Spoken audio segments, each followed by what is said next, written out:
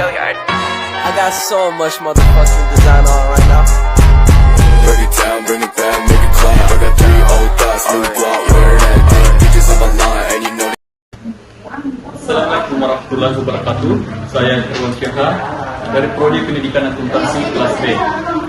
Pada pembahasan kali ini saya akan menjelaskan materi mengenai masalah dalam pembelajaran. Pokok bahasan yang pertama yaitu masalah-masalah dalam belajar.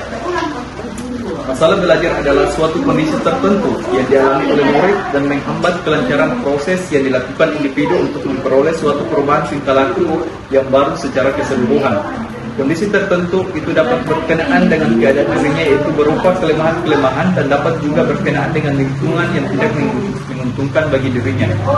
Masalah-masalah belajar ini tidak hanya dialami oleh murid-murid yang lambat saja dalam belajarnya, tetapi juga dapat menimpa murid-murid yang pandai atau cerdas. Pokok bahasan yang kedua yaitu faktor yang menyebabkan timbulnya masalah belajar.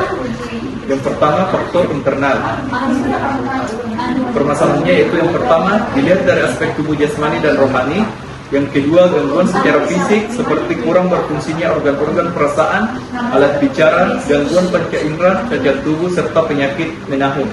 Yang ketiga, ketidakseimbangan mental. Adanya gangguan dalam fungsi mental seperti menampakkan kurangnya kemampuan mental, taraf kecerdasan cenderung berkurang. Kemudian yang keempat, kelemahan emosional seperti merasa tidak aman, kurang bisa menyesuaikan diri, tercekam rasa takut, benci dan antipati, serta ketidakmatangan emosi. Kemudian yang kelima, kelemahan yang disebabkan oleh kebiasaan dan sikap yang salah seperti kurang perhatian dan minat terhadap pelajaran, malas dalam belajar, dan sering bolos atau tidak mengikuti pelajaran.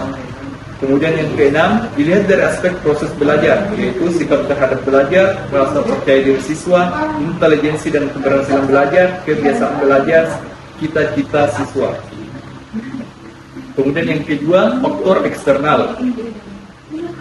Permasalahannya yaitu yang pertama, guru sebagai pembina siswa belajar, ia tidak hanya mengajar bidang studi yang sesuai dengan keahliannya, tetapi juga menjadi pendidik pemuda generasi bangsanya. Yang kedua, sarana dan prasarana pembelajaran.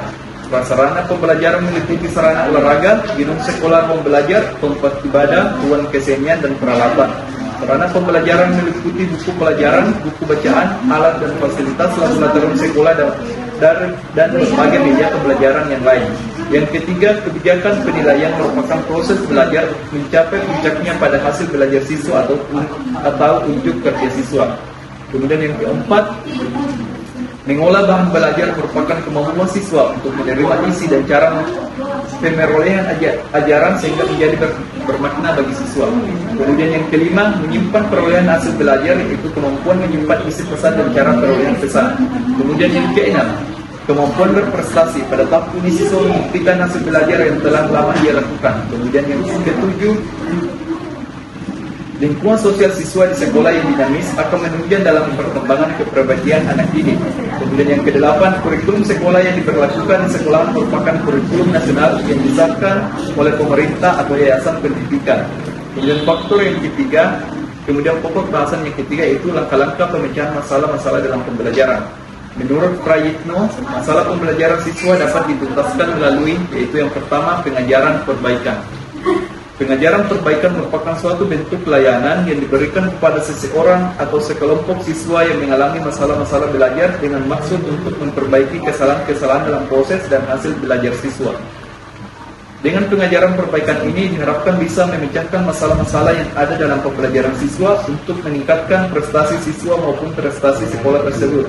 Saat ini, metode belajar yang populer di Indonesia yang dikenal dengan PAIKEN, pembelajaran aktif, inovatif, efektif, dan menyenangkan.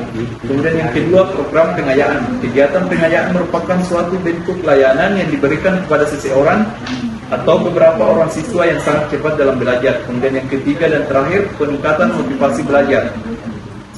Guru bidang studi, guru pembimbing, dan staf sekolah lainnya berkewajiban membantu siswa meningkatkan motivasi dalam belajar. Salah satunya dengan cara menyesuaikan pengajaran dengan bakat, minat, dan kemampuan.